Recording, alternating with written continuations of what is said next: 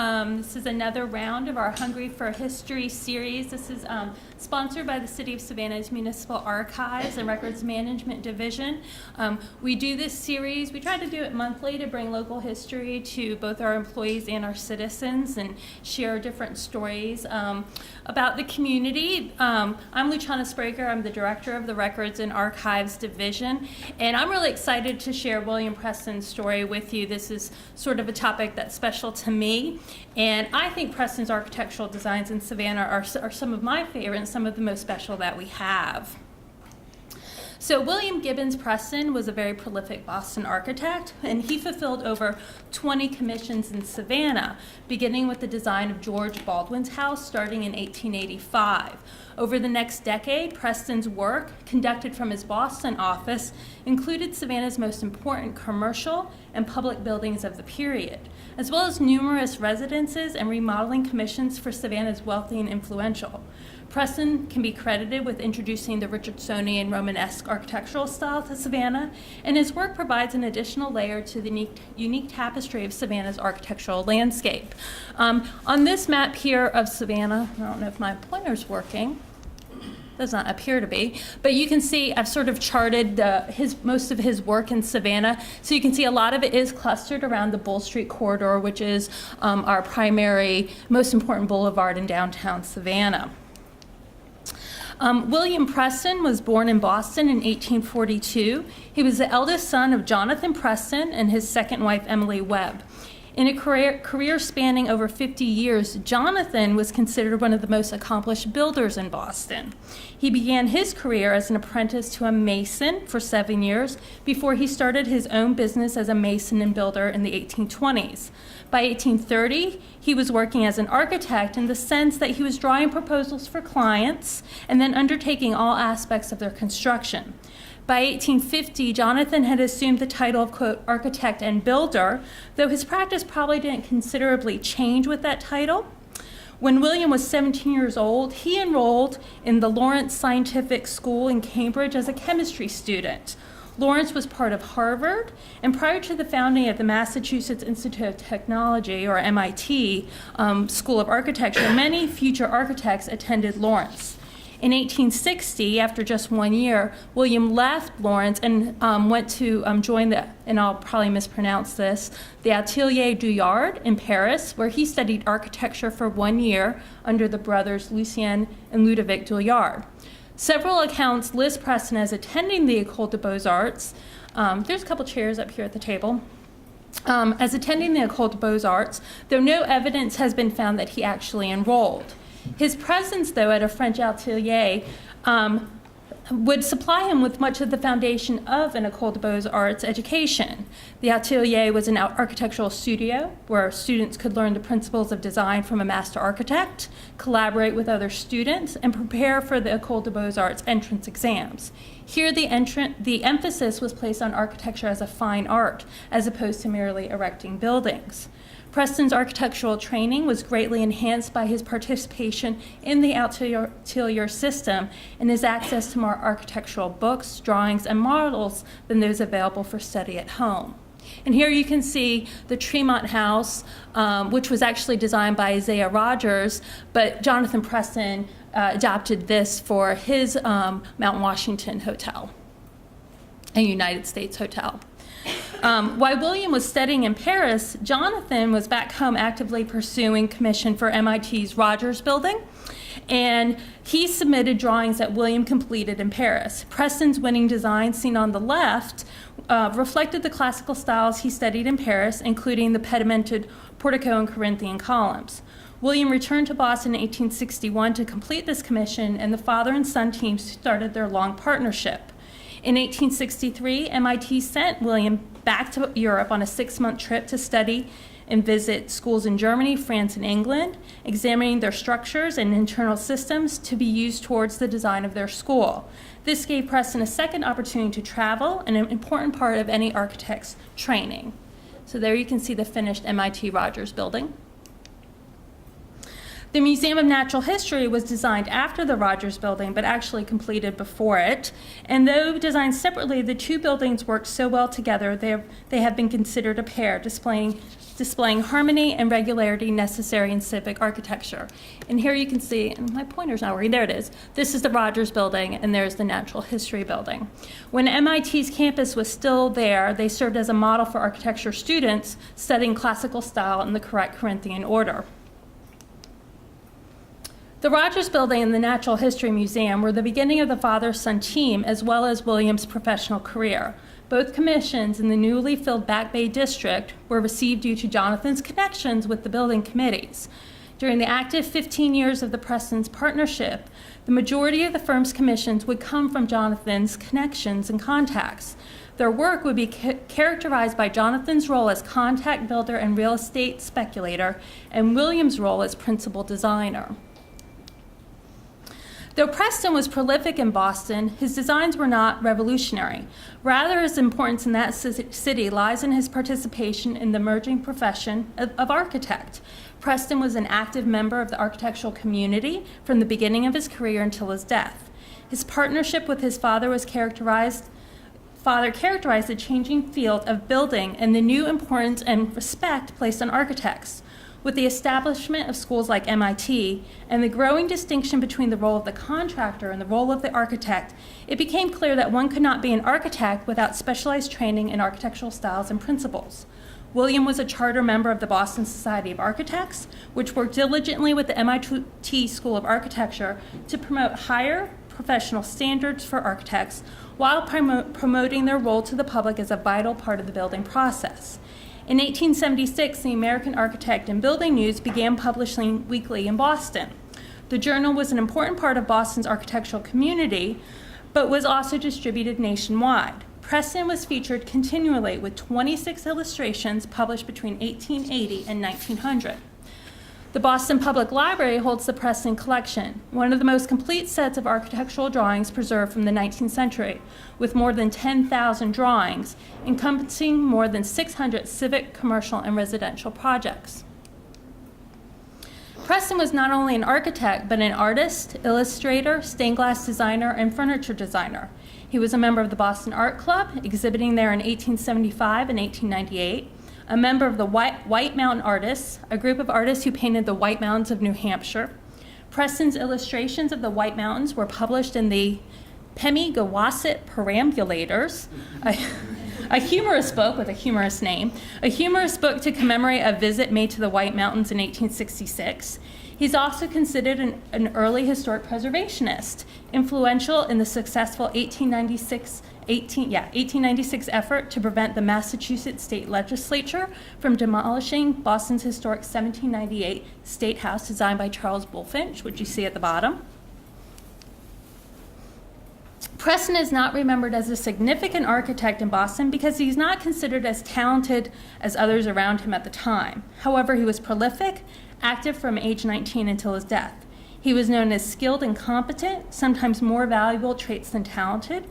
His work has been criticized by architectural historians for not being true to one style and for mixing and matching too many styles at once. He moved through many styles throughout his career, starting in the 1860s with classical models. In the 1870s, his work exhibited examples of the French Second Empire and panel brick styles. The 1880s brought in elements of the Queen Anne and Romanesque revival styles, with hints of Richardsonian Romanesque. He dabbled in the Beaux-Arts style in the 1890s and early 1900s before his death. His real talent was his ability to make his clients happy, not the architectural critics. Preston entered few competitions in Boston. A rare exception was his winning design for the Boston Public Garden Bridge in 1866. Until 1921, this was the world's shortest functioning suspension bridge.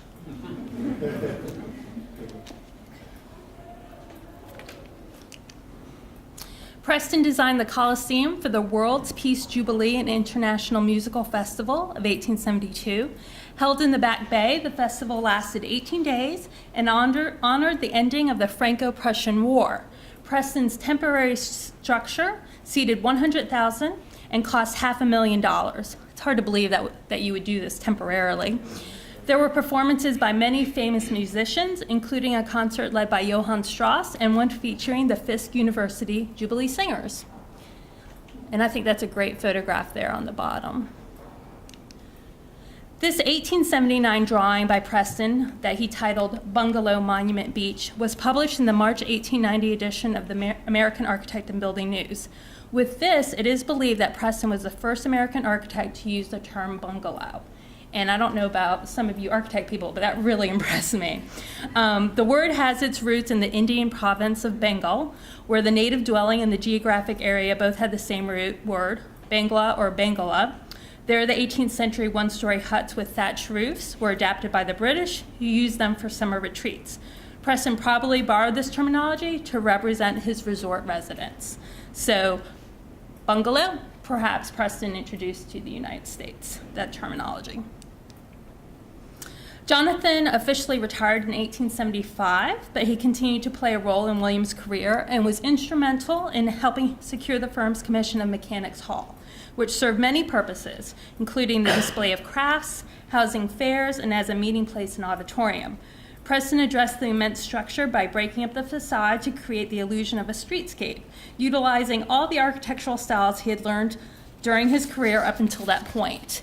And so this building was both celebrated and panned by critics for that very reason.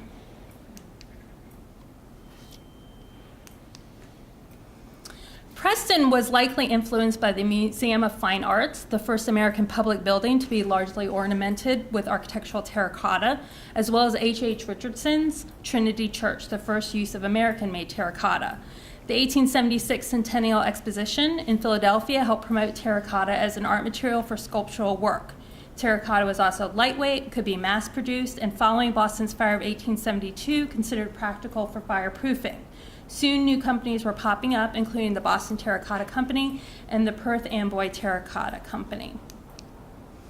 Preston embraced terracotta, as evidenced in his work on the Claflin Building for Boston University and on Boston Terracotta Company's new headquarters, which surely was a showpiece for their products. So both Preston's designs. In April 1885, Preston began designing a grand residence for George Baldwin to be built in his hometown of Savannah. Baldwin would be the beginning of a chain of influence and connections that was the key to Preston's work in Savannah. And as we move through his Savannah commissions, you will see the same names pop up repeatedly. For the major projects, I've noted the men involved at the bottom of the slide. You see these notes on the bottom.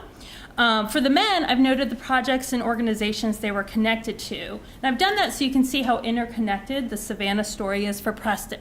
For instance, George Baldwin is connected to the Savannah Cotton Exchange, the Union Society, the DeSoto Hotel, Savannah Volunteer Guards, and Christ Church. I'm going to talk about all of those things. So I really feel like Baldwin's the beginning of this. So George Baldwin was born in Savannah in 1856. He was the son of Daniel Baldwin of Phillipston, Massachusetts. George graduated from MIT in 1877 in mining engineering and joined his father's firm, Baldwin and Company, who are cotton factors. And then he started the successful Baldwin Fertilizer Company. In 1898, George became associated with Stone & Webster of Boston. They were a public utilities company that acquired control of street railways and electric plants in Savannah, Columbus, Jacksonville, Tampa, Pensacola, Key West, all over, and Baldwin served as president. In addition, he simultaneously held positions in several banks, transportation, mining, and manufacturing enterprises. During World War I, Baldwin worked with several shipbuilding companies and was connected to the American Bureau of Shipping, the Council of the National Merchant Marine Association, and the U.S. Shipping Board Emergency Fleet Corporation. World War I transferred Baldwin from a regional powerhouse to a man of international influence. Locally here in Savannah, Baldwin helped establish the Kate Baldwin Free Kindergarten, which was one of the first preschool programs in Georgia, the Savannah Public Library Association, and the Savannah Park and Tree Commission. He was a trustee for Carnegie Foundation, Georgia School of Technology, and the Georgia Infirmary. When Baldwin died in 1927, flags on both Savannah City Hall right here and the Cotton Exchange were lowered to have staff. I tell you all this about George Baldwin because, again, he's a link in the chain of Preston projects, with one commission leading to the next. And I think if George Baldwin didn't have that initial Boston connection and had not been working with Preston on plans for a house, likely Preston would not have done any buildings in Savannah. Oops. Okay. So In December of 1885, the American Architect and Building News ran an advertisement. Quote, "The Savannah Cotton Exchange invites plans for a cotton exchange building to be erected in the city of Savannah, Georgia." So the Cotton Exchange organization itself was founded in 1872. And in fact, Daniel Baldwin's father, or Daniel Baldwin, Georgia's father, was a founding member and one of its first board members. By 1885, the exchange had accumulated about $40,000 to erect a new building, and they selected the slip at the foot of Drayton Street, right next door to Baldwin and Company. So I don't think it was a coincidence that they said, hey, that's the perfect spot for our exchange. This was an ideal site for the exchange building. It was the heart of the business district in the middle of Factor's Walk, overlooked the port, and it was a short distance from all the cotton storehouses. But there was one thing that stood in the way of using this slip here.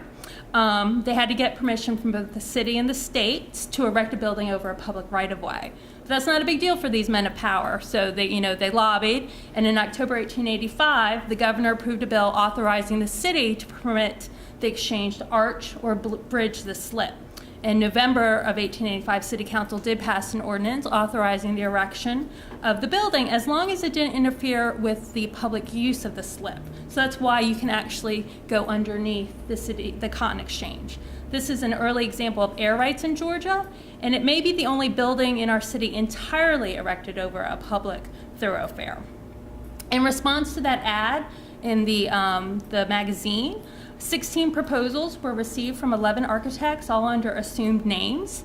The proposals were narrowed down to 3, Devonshire, Isandega, and New York, and from that they selected the winner, Devonshire, which was William Preston. Devonshire was his office street address of 186 Devonshire. That was his secret name. But for George Baldwin, that wasn't really a secret. He'd already been corresponding with him for 9 months, and you can see it right up there. His letterhead has Devonshire on it. So not only was he corresponding with Baldwin, he was also corresponding with James Barnard, who was also connected with the Cotton Exchange. So probably had his foot in the door. So work on the building started in June of 1886. It was supervised locally by Mr. Cornell. And in May of 1887, Preston made a site inspection, and he reported to the committee that W.F. Chaplin, the masonry contractor, did not build the supporting brick pillars underneath his spec. He used mortar instead of cement. Preston made a recommendation, and the building committee passed it that Chaplin had made good on the defect, so that was fixed. Savannah's John Rourke received the ironwork contract. The Boston Terracotta Company provided the decorative panels, which featured cotton leaves, flowers, and bowls, going with that cotton theme. The main hall is adorned with a large stained glass window featuring the word cotton. The Savannah Cotton Exchange opened in September 1887, at which time the local newspaper called it the Cotton Palace. The Bay Street facade is where Preston put all his energy and really kind of put little thought into that River Street facade. The monochromatic brickwork and terracotta exterior is 3 stories over that bridge on Factor's Walk. It has a hipped roof with a small copper-clad ventilator and a parapet with pediment and balustrade. And the facade is separated into 3 bays with pilasters and a large central arch. I ran across the image on the right here of the Boston Directory Building, which was built in 1874, listed with architect unknown. And I haven't had a chance really to do a lot of research into it, but it's very similar, has a top parapet very similar to the Cotton Exchange, and I wondered if either Preston was inspired by it or may even be the architect for it, but I think it bears a lot of similarities to our Cotton Exchange building. On the inside, the arts and crafts woodwork includes an oak staircase, fireplace with a wind indicator, and heart pine floors. And the building was gas lit, and the fireplaces featured coal grates that were designed by Preston. And there you can see some sketches by him for the grates. And if you haven't been inside the Cotton Exchange, I encourage you to take a tour there. So meanwhile, while this is going on, in August of 1886, the Chatham County Commissioners considered remodeling the old courthouse on Wright Square. But by December, an entirely new courthouse was being discussed. while the invitation for architects to submit designs for the courthouse was not advertised until July 1887, there is an early sketch by Preston in his collection at the Boston Public Library dated May of that year. And in June, he wrote Baldwin that he was going to send him his courthouse sketches to get his feedback, suggesting either he already had his foot in the door or just had his ear to the ground and knew a notice would be coming soon.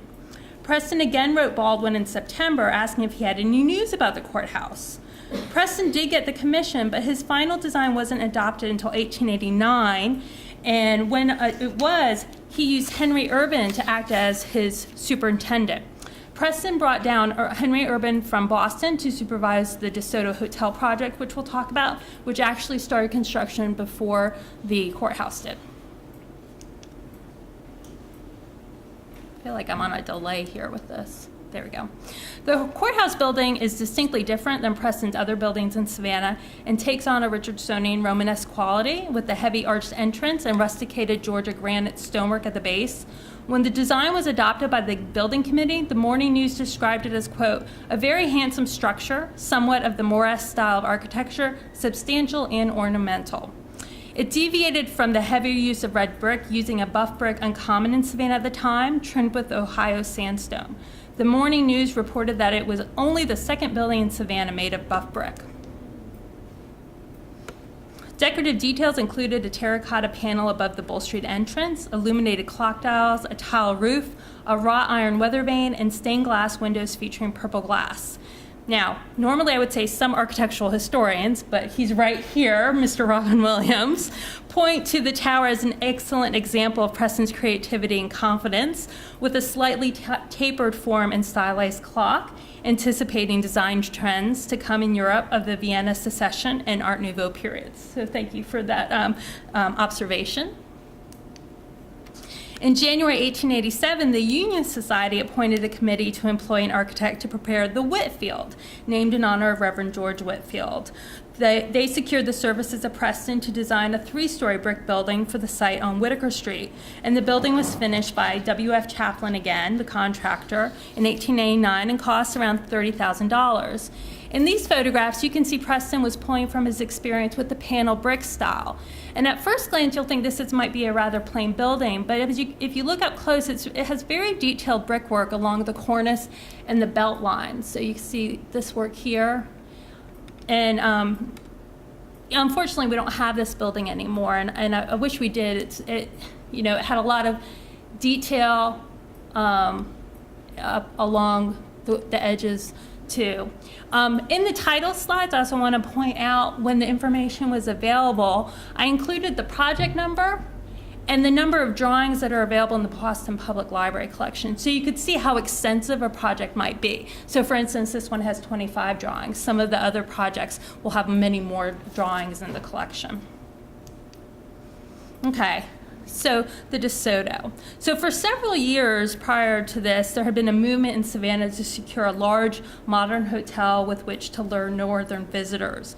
And in March of 1888, the Savannah Hotel Company was incorporated, and they purchased the Oglethorpe Barracks property on Liberty Street for $75,000. They appointed a building committee, which again included George Baldwin, with instructions to invite plans for a brick hotel, not to be over 5 stories high, and to contain at least 200 rooms, and not to exceed $200,000.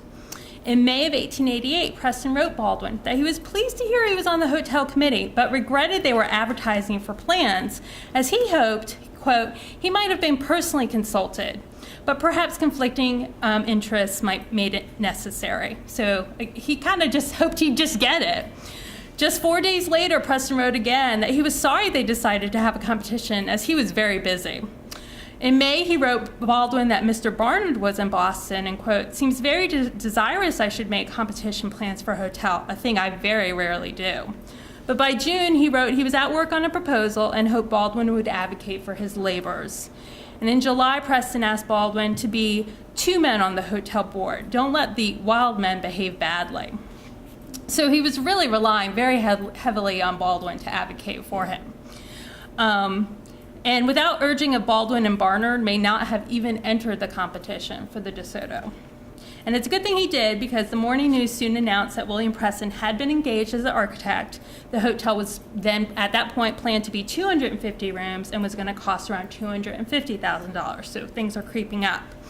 Preston's perspective drawing of the Bull Street facade was placed on public exhibition in the window of the Theus jewelry store and attracted a great deal of attention.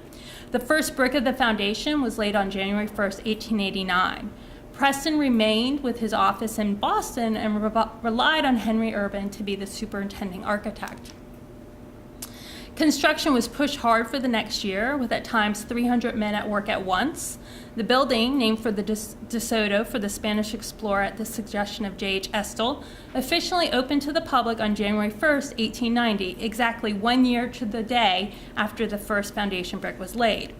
Preston visited Savannah to inspect the finished work, reporting, quote, "I saw that a good many months before it was put up. I sat down and brick by brick I built the DeSoto. I saw it many months before the real structure was begun, just as it is now. I knew the interior of it just as well as I do now. I was satisfied with it then, and I am pleased with it now." I don't know. He's got a little bit of he thinks well of himself. The Morning News covered the opening in an article titled "Savannah's Grand Hotel," calling the new hotel a chief ornament to the city.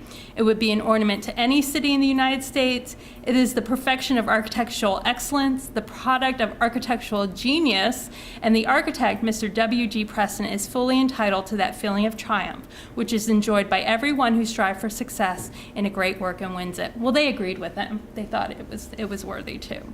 The American Architect and Building News reported its completion, highlighting its technology, including elevator and 2,800 incandescent electric lights. And the total cost of the DeSoto, including the purchase of the property and furniture, was just over $500,000. And the size exceeded the original estimate as well, with a total of 330 guest rooms. The DeSoto was Preston's ultimate expression of his personal style, mixing elements of Queen Anne and Romanesque revival. With such a large site, which was 10 city lots, he was able to explore height and massing, as well as texture and materials. The building ranged from 4, 5, and 6 stories in height and was built in an asymmetrical floor plan in a U shape wrapping around a parade or a central garden. The main building materials included local red brick on the lower portions, with buff-colored Perth Amboy brick and terracotta above. The building contained a total of 4 million bricks, 12,000 cubic feet of stone, 300 tons of iron, and over 460 windows. The main entrance faced Bull Street. The longer facade, 800 feet along Liberty Street, was broken up with oriel windows covered with copper, and the whole mass was topped with slate roofs. What is often missed today by looking at black and white photographs is how colorful the building actually was. The interior was no less decorative. Guests entered into a hall 50 feet square with a large Kentucky marble fireplace bearing the inscription, "Shall I not take mine ease and mine inn?" The dining room ceiling had ornamental plaster cornices. The banquet hall was finished in oak. There were a variety of rooms for the guests, including observatory, formal reception rooms for both gentlemen and ladies, steam baths and pools, and shops. And the parade was originally landscaped with lawns, paths, a tennis court, fountains, an orchestra's pavilion, and orange trees.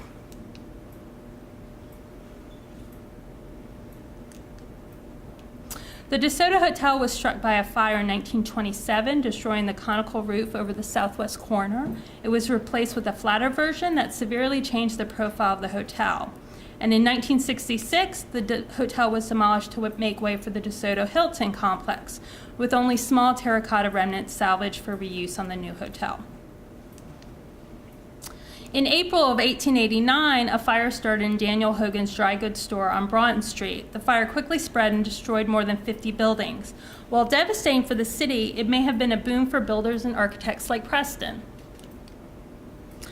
Having lost their 1888 building on Telfair Square in this fire, the Independent Order of Oddfellows immediately rebuilt their headquarters and commissioned Preston to design this 4-story brick structure.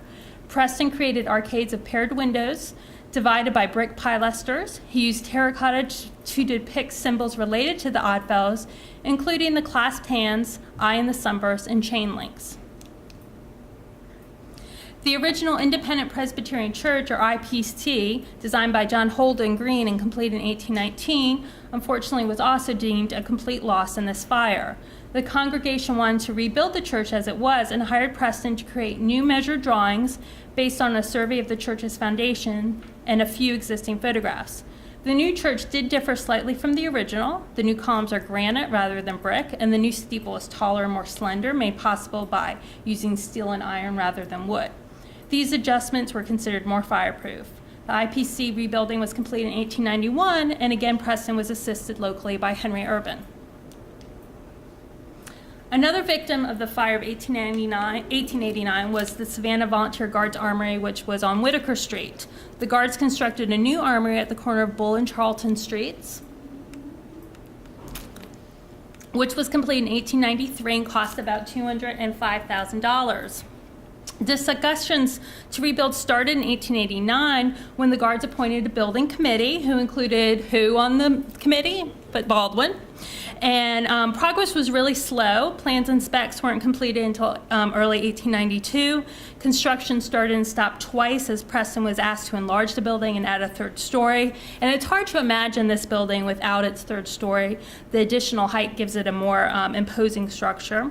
At the same time he was working on the armory here in Savannah, he was also working on the armory on the left for the First Corps of Cadets in Boston. The structures are very different, though each have characteristics of the Richardsonian Romanesque architecture, and it's interesting to see how Preston was dealing with the same type of project differently. The finished armory here in Savannah is a castle-like red brick facade featuring turrets, decorative terracotta, and wrought iron work. The influence of the Richardsonian style is clear here with the Syrian arches along the street level and the arcades of windows above. So Christ Church on Johnson Square is a Greek revival building that was constructed in 1838. In June of 1889, the local paper reported that William Preston was in town with sketches for a proposed remodeling of Christ Church. And the following March, the Morning News reported that the supervising architect Urban was advertising for bids for improvements worth approximately $10,000 for an almost complete reconstruction of the interior. About 7 years later, after an 1897 fire, the interior was rebuilt again with the assistance of Preston. Christ Church's interior features large Corinthian pilasters, galleries, and a stained glass window of the Ascension by Reed and Baring of Boston. Preston prepared designs and proposals for many of the men involved in his commercial and civic projects in Savannah. And again, this work started with George Baldwin. The George Baldwin papers at the University of North Carolina, Chapel Hill, contain correspondence between the two men from April 1885 to October 1888 relating to the planning and building of this house. In July 1887, the city issued a building permit, which we have here at City Hall, at which time the project was estimated to cost between $30,000 to $36,000, though Baldwin first approached Preston for a house to cost just $8,000. Plans were completed by the end of 1885, but construction estimates came in too high and construction was delayed until 87. So Preston was working on those other projects before he got back to this house. Preston hired the local architect DeWitt Broom to supervise construction, but assured Mr. Baldwin that Broom would just be his assistant and Preston would continue to make all the designs. The elaborate red brick Queen Anne home was an outward representation of Baldwin's success in business. Together with his wife Lucy Harvey Hall, Baldwin made this Hall Street home, quote, the center of social and cultural life in Savannah, and it has been described as a salon of thinking people, active in promoting public benevolent plans. As with the DeSoto, but on a smaller scale, Preston was able to play with massing thanks to the asymmetrical plans offered through the Queen Anne style. He included an arched portico, more typical of the Richardsonian Romanesque style, but again combining elements of different styles as he saw fit.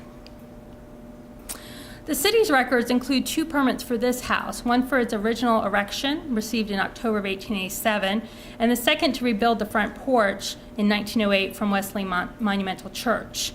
The Savannah Morning News in 1888 reported that the 2-story frame dwelling had been completed at a final cost of $8,000 by John Nisbet. And I'm not sure of Nisbet's role in the project, but Nisbet was a commission merchant and buyer for Wilder and Company, cotton exporters and shipbrokers, and a charter member of the Cotton Exchange. And he personally took, and then he worked with Wilder and Company, was J.J. Wilder. He took advantage of Preston's services as well. This is a great house. This is Judge William Deering Hardin. He was a city court judge and lawyer, and he was heavily involved with the construction of the county courthouse on Wright Square. And according to Savannah Morning News, Henry Urban was the supervising architect on this property, which is at the corner of Gwinnett and Lincoln Streets. And it was constructed for between $12,000 and $13,000. It was finished in 1891. Features an oriel window and octagonal tower. And Preston fully embraced the Queen Anne style for this home. This is a really early image that was published in 1893 of the home. You can see the dirt street still. And it really hasn't changed too much, the house today.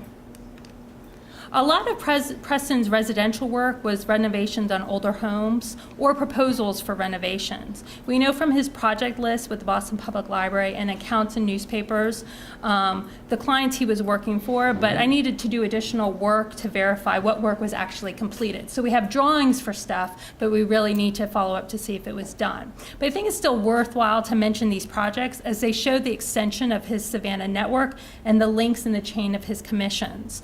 So Edward Cairo was vice consul for Austria-Hungary. He was also a director for the Savannah Cotton Exchange at the time of its construction and a stockholder in DeSoto Hotel.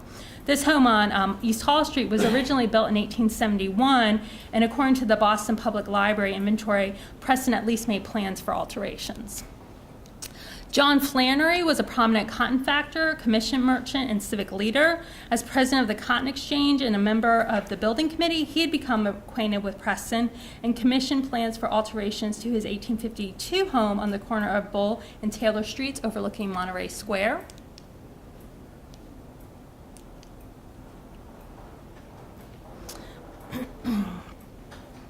In June of 1887, in a letter, Preston thanked Baldwin for referring Mr. Stevens to him. Henry D. Stevens was another cotton factor and commission merchant and enlisted Preston to help him renovate this home on Gaston Street.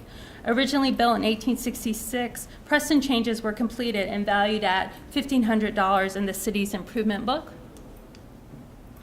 Colonel John Hallberg Estel was an extremely influential member of Savannah's business and civic community. He was proprietor of the Savannah Morning News, president of the Union Society, a county commissioner, including during the courthouse's construction, and an original subscriber to the Savannah Hotel Company.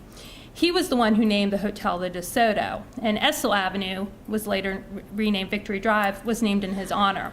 In 1888, Preston completed drawings for either a new house or alterations to the Estel's existing house on East State Street. And the Sanborn maps from 1888 and 1898 show that there were significant changes to the property during this time period. So he may have worked on this house. It's a little bit hard to tell.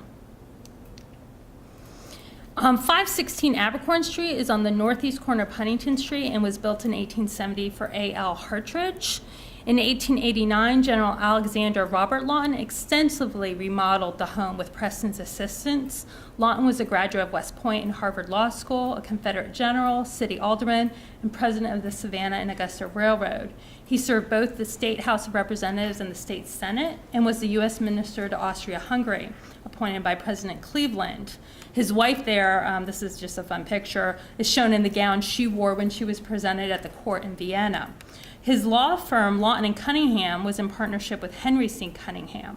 So Preston did work for him, and then General Lawton's son, A.R. Lawton Jr., also worked with Preston on a house, a separate house, and then Lawton Jr.'s sister, Nora, married her father's law partner, Henry C. Cunningham, who then turned to Preston to remodel their house. So Preston did 3 houses for this family.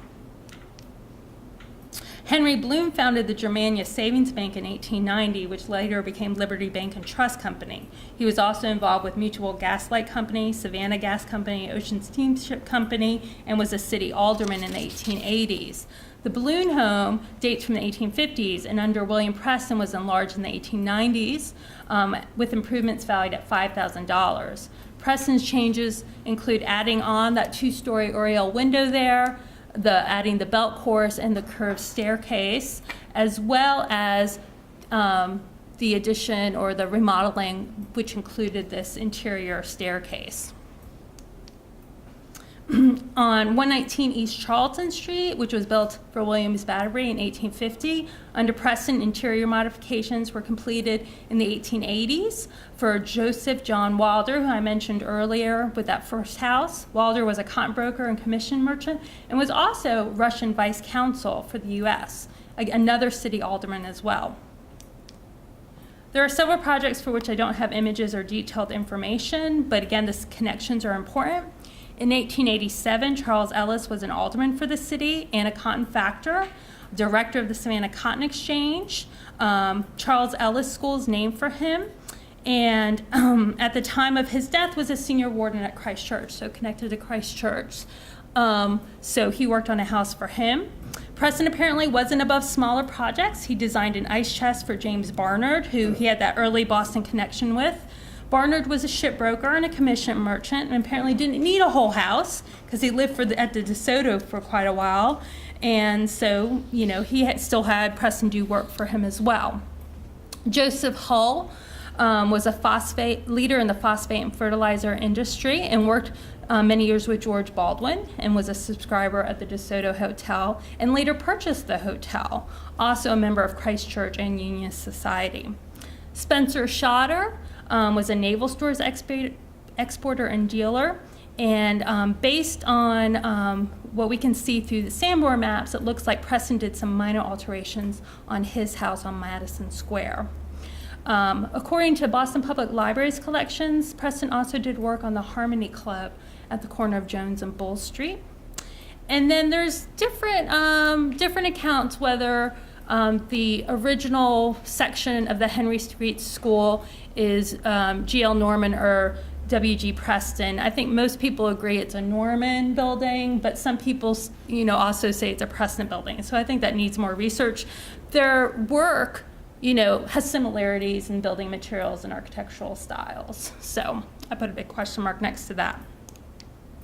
So I saw clear trends in both the professions and positions of power for Preston's Savannah clients. A majority were cotton factors and commission merchants or lawyers. Many were city or county political leaders, with 3 holding positions with the U.S. Embassy. So I just thought that was interesting, the people he was moving and shaking with in Savannah. So Alfred S. Eichberg was also working in Savannah around the same time in the Queen Anne and Romanesque Revival architectural styles. And some of his work also reflected the influence of H.H. Richardson. So to be sure I wasn't incorrectly crediting Preston with introducing Richardsonian Romanesque to Savannah, I charted the timeline of the buildings for both and when they were completed that showed the greatest Richardsonian characteristics. And I think, if you look at when the buildings were finished, Preston's buildings were finished, for the most part before Eichberg's buildings were. So I don't think I'm incorrect in saying that Preston really was bringing in the Richardsonian Romanesque style first to Savannah. And then architecture wasn't the only thing Preston left behind in Savannah. He also left an architect behind, Henry Urban. Urban was born in Frankfurt, Germany, and studied at the Berlin Institute of Art. He worked in both Berlin and Paris before working for Preston in Boston. And Preston sent him to Savannah to supervise his projects, and Urban stayed behind. From 1892 until 1905, Urban was listed in the Savannah City Directories in the business section under architect. In Savannah, he designed the Foley House on West Hull Street, the Chatham County Board of Education building on Bull Street, Beth Eden Baptist Church, and the Little Sisters of the Poor. Foley House, complete in 1896, shows similarities with the decorative terracotta belt course of the Bloom House and the brickwork of the Whitfield and the Oddfellows Hall. And I think I mentioned, Preston actually didn't physically come to Savannah that often during that whole time. I think it was something like 6 times he actually physically came to Savannah during that, 10 or so year period. So he relied very heavily on his superintending architects here, Henry Urban and Brun. So, with the exception of the repairs to Christ Church in 1897, Preston's Savannah commissions ended around 1894, not even 10 years after they started. His work in New England continued. He dabbled in the new Beaux-Arts style, but mostly continued with the eclectic Queen Anne Romanesque styles, now intermingled with some shingle style for his residential work. Mostly he worked for repeat clients. In 1885, he had taken on John Kallmeyer as a partner, and this is the only building I have found a picture of with the two of them credited together. This is the International Trust Company building in Boston. It also shows how Preston was starting to move into the 20th century, working through the problems of taller buildings with the tripart system to break up emerging skyscrapers. So William Gibbons Preston died in Boston on April 26, 1910, after an undisclosed long illness. Upon his death, the Boston Journal remarked, quote, "Many tributes to his architectural genius are scattered through the South, among them being the famous Hotel DeSoto, the Chatham County Courthouse, the Cadet Armory, the Cotton Exchange, and the First Presbyterian Church, all in Savannah, Georgia." That was the second time he was referred to as an architectural genius, the first time by his Savannah paper, the second time by his hometown paper. And I found it interesting that at the time of his death, the Boston Journal listed a number of buildings to represent his genius. And with all of his Boston work, they were all here in Savannah.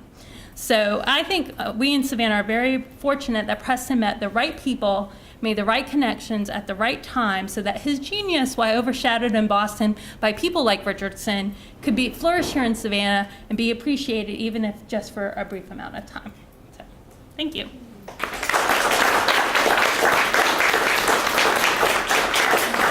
Does anybody have any questions or comments or things they want to add about Preston or any of his work? What cemetery is That, I don't know offhand, but it's up in Boston or Massachusetts. It's not locally. Is your work being combined in any other format? Not at this time. So once upon a time, he was my master's thesis topic, but got shelved. Were there other cities that he did a lot of work in, or was Savannah and Boston? He did work in the larger New England area, some of the resort towns in Massachusetts. And there are some, I'd have to go back to my notes, there are some other areas in the South he did, but it was mostly concentrated in Savannah. Yeah. So.